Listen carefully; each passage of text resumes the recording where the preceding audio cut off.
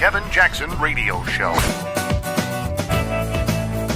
Welcome, everybody. Kevin Jackson here. It's the Kevin Jackson Show. KJRadio.com. You can find out more about us also by calling the show. Leave us a message. Tell us what you like, what you don't like. If you get on air, great. We'd love to have you on air. Have people, Kevin, I want to call in. Love to have you. 844-551-8255. And what I can vouch for, and people that do call the show know that we do contact you. I contact Kevin, is this really you? Yeah, it's me. Spending countless hours doing this stuff. And I would love to have minions that do a lot of this stuff for me, because Lord knows it's keeping me out of the gym. It's keeping me away from my family and friends and taking a vacation every now and then. But you know what? It's worth it. I want to talk for a minute about why some people seek pain. You've heard of them called masochists. And they are. Now, there are masochists, and then there are troublemakers. There are people that have to have strife in their life. It's probably akin to masochism. I don't know all the psychological nonsense that goes with it. But there are people who cannot have life running on the up and up. They've got to be, things have to be disruptive for them to feel like some level of comfort. And so that's where we are in this nation. We've got a group of people who need to feel something. They've never been made to feel anything. And I'm going to get to what I mean in just a second, because I know you may be having trouble understanding. You do know the saying, in order for something, for you to appreciate the good, you got to understand the bad. A little, a spoonful of sugar helps the medicine go down. Or maybe you understand it this way, that in order to enjoy sugar, you got to have a little hint of salt. You get what I'm saying? I know there's a perfume manufacturer. I watched this show about him, and he said, in order for a perfume to smell good, it has to have a little bit of musk.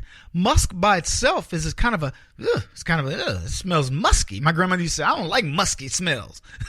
She preferred floral. But the best perfumes in the world have a scent, just a touch of a scent in it that you can't stand. And it gives you that ability to discern the wheat from the chaff, right? That's the way life is. In order for you to appreciate something that's happening that's good, you got to have a reference.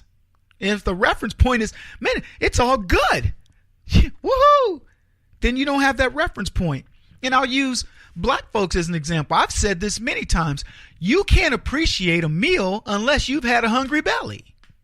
And I'm not talking about, I'm hungry, I'm going to go get something to eat. I'm talking about I'm hungry and I'd like to get something to eat, but there isn't anything to eat. Then you can really appreciate hunger. You can't, it's like these people that believe themselves to be poor, and they're like, yeah, man, I was so poor, one time I had to sell my Rolex. You really? I had a guy say that to me. Yeah, man, I had to put my Rolex in. I had to hawk my Rolex to get enough money to do blankety blank. And then, a year later, I got my Rolex out. Really? Okay. So that's your definition of poverty, is you at one point had the watch worth thousands of dollars that you had to hawk. I had to sell my boat. Yeah, things got so bad for me, I had to sell my boat. Wow, what was that boat worth? The guy, I sold it for a song. Guy gave me $20,000 for it, but it was worth $80,000. Okay, so yeah, you were struggling. You get what I'm saying? This is how America got here, folks. We don't know what strife is. We've got a generation of kids who have never struggled. They weren't forced to go to war. They've been given everything. You could not give the millennials anything more. The only way you could give them more is if you'd have to be a fool. You have nothing left to give. You've given them the best technology. You've given them the best access to education. Forget college. You don't have to know jack anymore. Somebody asks you a question, you go, give me a second. You Google it. Theory of relativity? Well, let me just tell you what it's all about. And you read it. You don't have to know anything. We have tapped into the human genome. We know things about the human body that men years ago, they look stupid now in comparison. We're still celebrating the Edison doing the light bulb. Now we got LED lights. We don't even need filament. I mean, you get what I'm saying? These people haven't had to struggle. The most millennials have to worry about is, did they put soy milk or low-fat milk in my coffee? Because it tastes a little different today. Really. I call them, it's a generation of nail biters and bedwetters. Take your pick. But here's the thing, folks. They want to feel something. They want to feel strife. They're ashamed not to know pain. They don't realize this, but that's what it's all about. They don't know pain. They look at the past generations who have suffered, and all they can relate to is, the worst thing they face on a daily basis is maybe they're flying and they go, or they're somewhere and they're like, dang it, I got to pay for my broadband. I'm not paying for my broadband. I'll go somewhere where it's free. Oh, the atrocity of it. You got to get up and go somewhere where broadband is free. So we get the Kaepernicks, these young so-called black kids that want to feel something, man. They want to be part of the struggle, like the 1960s Black Panthers, who had a legitimate beef with the Democrats who were oppressing black people. And then there's the white kids that want to feel by proxy. They want to feel that white guilt by way of these young blacks who have never struggled for anything, who are feeling of it by proxy through their ancestors that went through it in the 60s.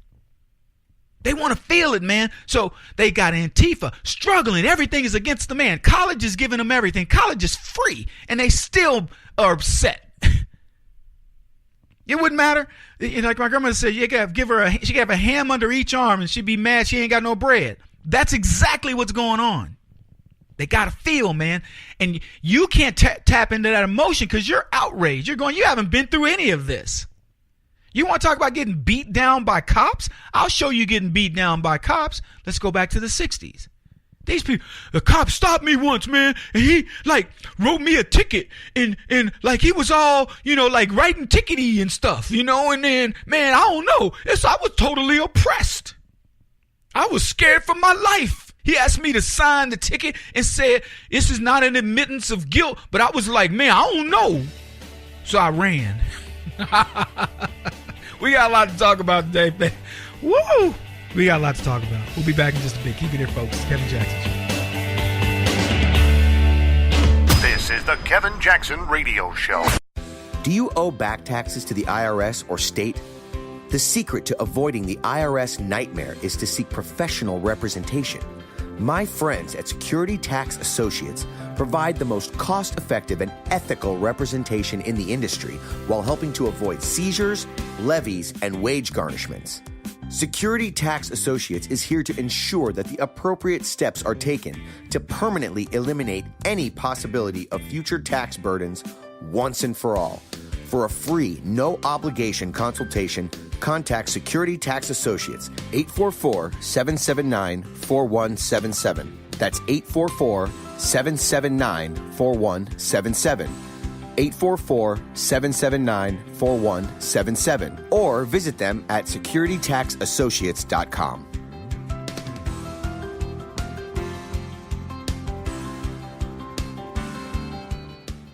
Beth Cook Moranville, author of Closer Than Your Breath, a book of hope. Hope, that wonderful, wonderful 4-letter word that you may feel completely out of. I wrote this book to give you great hope. It's not too late. If fetal position is an all too familiar place for you, I understand. If the next 60 seconds are too long, this book is for you. Wherever you are right now, whether you're dealing with divorce or death or sickness, take hope. You are going to make it through this pain. Don't roll your eyes. I've walked this road and I know it. The best is yet to come. Closer Than Your Breath, a book of hope from author and speaker Beth Cook Moranville, can be found on Amazon.com or Kindle.com. For more information, visit closerthanYourBreath.com or on Facebook at Closer Than Your Breath.